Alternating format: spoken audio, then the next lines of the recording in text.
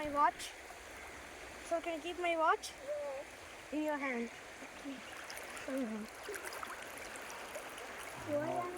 underwater. Huh? Why? Swimming underwater.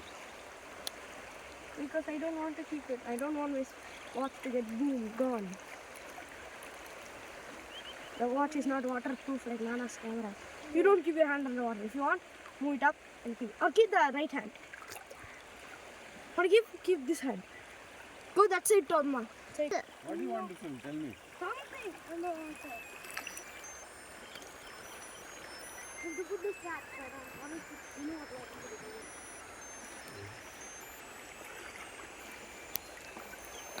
I want to film like standing.